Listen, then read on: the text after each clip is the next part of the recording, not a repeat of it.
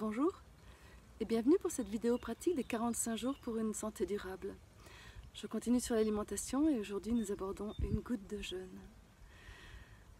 Je suis Maïti, sage-femme, coach de vie, danseuse et j'ai beaucoup étudié l'alimentation au cours de ma vie pour trouver des chemins qui soient les plus adaptés possibles à mon corps.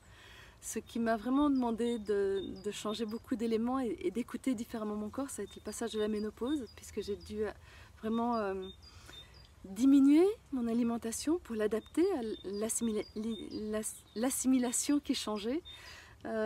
Et ça a été aussi la traversée du cancer que je viens de vivre. Et depuis toute petite, j'ai toujours aimé jeûner. Quand j'étais petite et que mon papa, j'avais fait une bêtise, ou que mon papa considérait que j'avais fait une bêtise, c'était jamais moi qui la faisais. Et souvent il me disait, qu'est-ce que tu veux comme punition? Et moi je lui disais, ben j'arrête de manger. Et ça m'allait. J'adorais ne pas manger. Et en même temps, ce qui était étonnant, et mes parents aimaient bien, c'est que lorsque je ne mangeais pas, j'adorais cuisiner. En revanche, je ne goûtais pas. Je ne goûtais même pas pour savoir si c'était assez salé, assez sucré, assez choses comme ça. Non, je demandais à ma maman, est-ce que tu peux goûter pour... Je n'avais ni envie de saucer et je n'étais absolument pas frustrée. Par contre, l'odeur, la vue me nourrissait. Et ça, je l'ai redécouvert après le cancer, quand j'ai fait des périodes où j'ai diminué mon alimentation et que des fois je suis allée dans des stages. À un moment donné, j'étais dans un stage, il y avait une très très bonne cuisinière qui faisait des super plats, des super beaux desserts, des choses comme ça. Et j'étais là à table avec tout le monde et je ne mangeais pas. Et ça n'empêche que, mais qu'est-ce que ça me nourrissait de voir ces plats, je les respirais, de les voir, de les savourer intérieurement et surtout de voir les gens se régaler. Ça, c'était important. Et quand je tombais sur quelqu'un qui mangeait sans se régaler, sans même penser à ce qu'il faisait, ça me rendait triste à l'intérieur et j'avais jamais pris conscience de ça avant. Là, c'est pas forcément ce que je vous propose, mais je vous exprime ça parce que c'est quelque chose qui est possible. De la même manière, dans la vidéo pour le sucre à côté de votre assiette, je vous ai parlé de pouvoir évoquer des souvenirs pour vous nourrir sans forcément avoir à ingérer quelque chose. Vous savez que vous pouvez aussi, du coup, vous nourrir de l'odeur, de la vue de quelque chose. Vous pouvez humer un fruit, voir un fruit, un plat, un gâteau, des choses comme ça, et vous régaler sans forcément avoir besoin de l'avaler. Ce qui est important, c'est de savoir que notre corps physique n'a, à mon avis, pas besoin d'alimentation solide. Même peut-être liquide. Par contre, une alimentation vibratoire, ça oui. Hautement vibratoire, ça oui. Plus je vais effectivement être dans une vibration, c'est avec la méditation, avec du calme, avec de la connexion, avec des choses comme ça, connecté. Mais ça ne veut pas dire forcément connecté, ça ne veut pas dire déconnecté de quelque chose.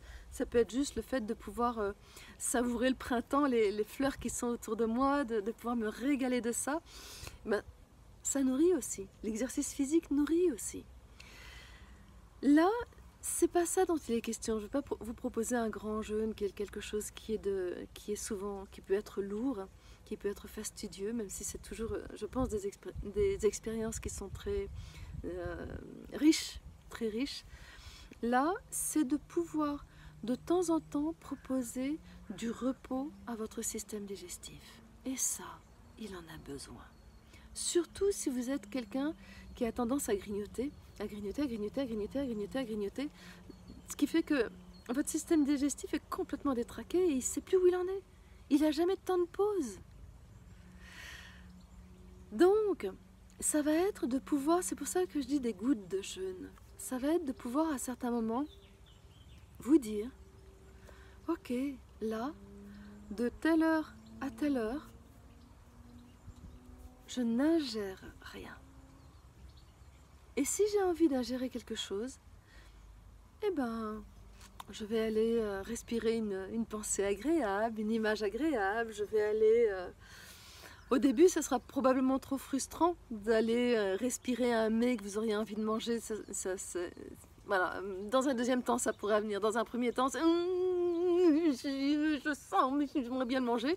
Donc s'il y a ça à l'intérieur de vous, n'allez pas du tout sur ce chemin-là. En revanche, voilà, le fait de vous dire, ben, j'ai mangé à midi, j'ai fini de manger, il était 1h30, mettons, et je me dis que jusqu'à 4h, je ne mange rien. Rien. Éventuellement, une boisson chaude, un thé, une tisane, pas forcément un chocolat au lait, quelque chose de léger, mais ça peut être aussi simplement de l'eau. Et vous voyez, si jamais vous avez faim, vous avez n'importe, sachez que ce n'est pas votre corps qui a faim, même si vous avez l'impression que ça vient de votre estomac, que ça vient de votre tripes et autres, c'est votre cœur qui a envie de manger, c'est votre tête qui est affolée à l'idée que vous changiez ses habitudes, comme si elle perdait le contrôle quelque part, mais c'est vous qui l'avez. Donc arriver effectivement à prendre ces espaces-là et dire, ok, je peux survivre en ne mangeant pas pendant 2h30.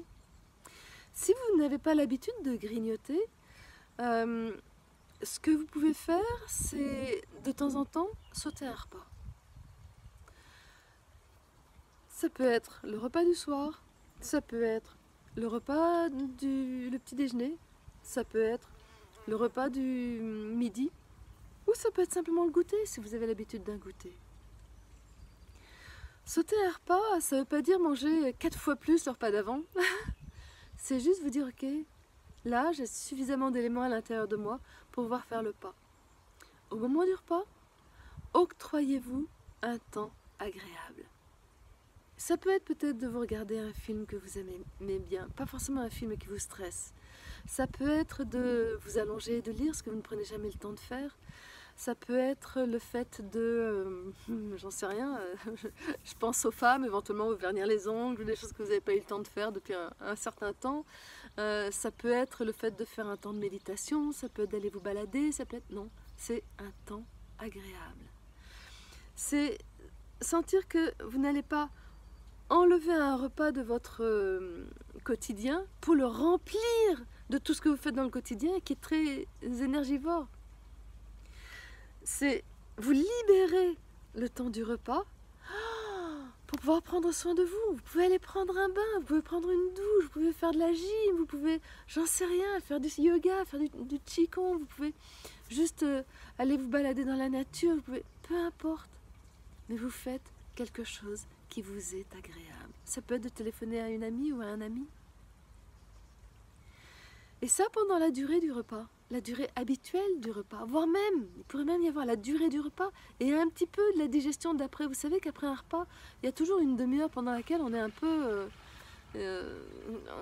en train de digérer tout ça. Donc ajoutez à ça, il se peut très bien que ça vous fasse du 1h, peut-être 1h30 au total que vous gagnez, parce qu'il y a aussi la préparation du repas.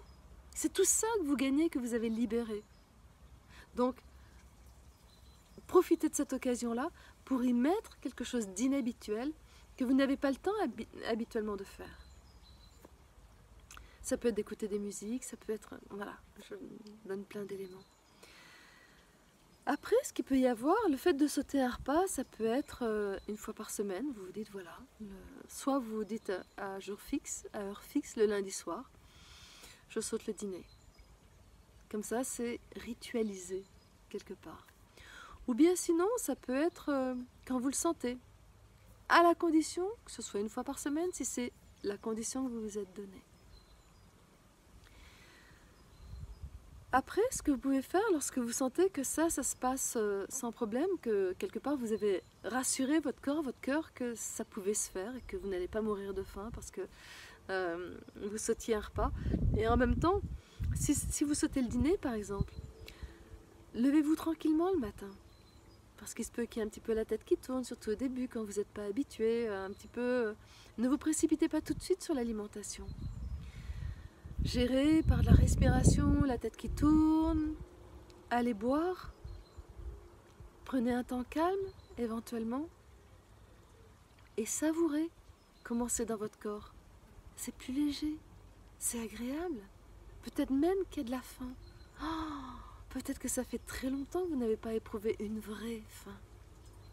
Une faim qui est agréable, qui est là, et c'est pas le « j'ai envie de manger parce que j'ai peur que ça manque ». Non. Non, ça a faim à l'intérieur. Super, je vais pouvoir petit déjeuner. Je vais m'autoriser un petit déjeuner. Mais savourez d'abord cette sensation-là. Comme ça va vous habituer à cette sensation-là. Et le fait que vous disiez à votre corps, ok, t'inquiète, on va manger. Mais pas tout de suite. Là d'abord je bois. Là d'abord je prends un temps. Là d'abord je vais respirer. Puis ensuite vous allez manger. Et quand vous allez manger, ne vous jetez pas sur votre petit déjeuner, mais savourez ce que vous allez manger, encore plus que d'habitude. Lorsque vous sentez qu'effectivement sauter un repas, là j'ai parlé du soir, mais ça peut être le 4 heures, ça peut être le petit déjeuner, ça peut être peu importe. Au niveau fonctionnement de votre corps, le plus adapté, ça pourrait être le petit déjeuner, quoi qu'on en dise. Par rapport à la physiologie, à son mécanisme, il a déjà eu le grand repos de la nuit et ça lui fait du bien de prolonger. Quelque part, plus vous aurez d'espace entre deux repas, plus quelque part ça sera profitable pour votre corps, pour votre santé, pour votre immunité.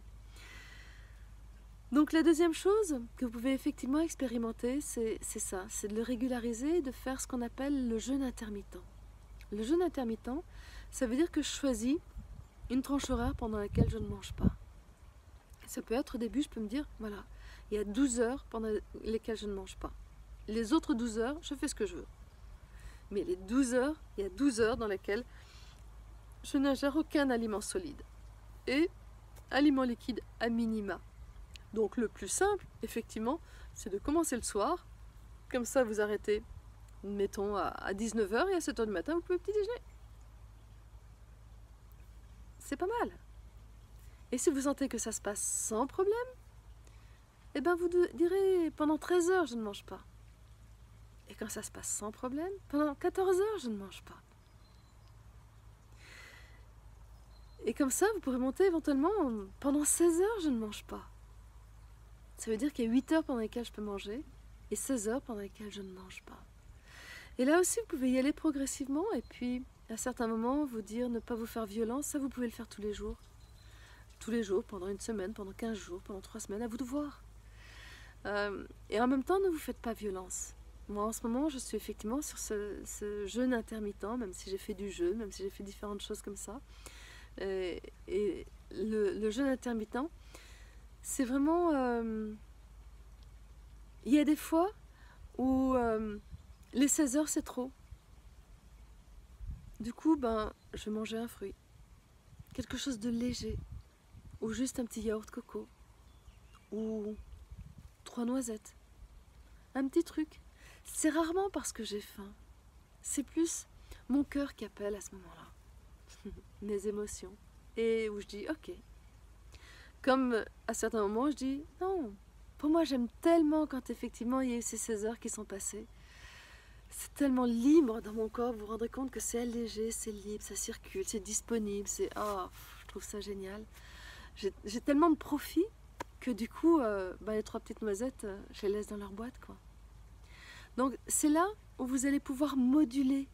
Et c'est ça qui est important, c'est de pouvoir moduler, c'est de ne pas être strict et rigide, parce que tout ce qui est strict et rigide, ça va vous enfermer, ça vous coûte de l'énergie. C'est pas de l'euphorie. Donc... mettez de la souplesse, mettez de l'ouvert dans vos clôtures. J'aime beaucoup cette phrase de Jean-Yves Leloup. Mettez de l'ouvert dans vos clôtures. Après, ça peut être aussi le fait de faire un jour plus léger par semaine.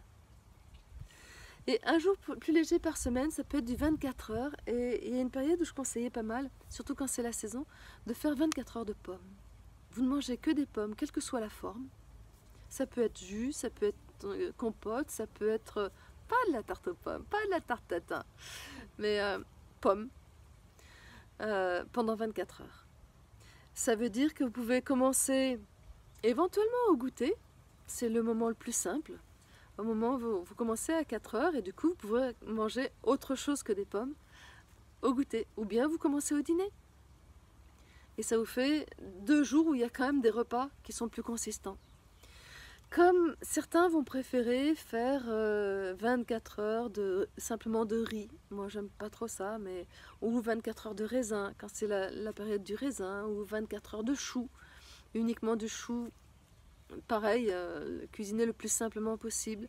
Voilà, ça peut être, c'est une monodiète de 24 heures. Et ça permet à votre corps d'être un petit peu, il n'est pas complètement en vacances, mais c'est beaucoup plus léger pour lui puisqu'il n'y a qu'un seul aliment qui est souvent cuisiné de manière simple qu'il a assimilé. Et après, vous pourrez éventuellement faire le saut de faire un jour de jeûne, 24 heures pendant lesquelles vous ne mangez rien. Choisissez le moment, choisissez le temps, vous ouvrez une fenêtre comme ça. Et soyez pas forcément étonnés, il se peut qu'il y ait besoin de dormir plus tôt. Choisissez un jour où vous n'êtes pas trop speed au niveau du travail, où vous avez effectivement la disponibilité pour aller vous balader, pour vous reposer, pour dormir, pour des choses comme ça. Mettez-vous dans une ambiance qui est plutôt calme et plutôt sereine, profitez-en pour... j'en sais rien, chanter, danser, faire des choses qui vous plaisent, voilà. Remplissez cette journée, c'est une journée dans laquelle vous allez vous rendre compte que vous gagnez beaucoup de temps parce que vous ne mangez pas. Et là, vous allez vous rendre compte à quel point le fait de manger prend du temps. Il y a le fait d'y penser, il y a les courses, il y a le fait de préparer, il y a le fait de manger, il y a le fait de laver, il y a tout ça. Nos journées tournent beaucoup autour de l'alimentation.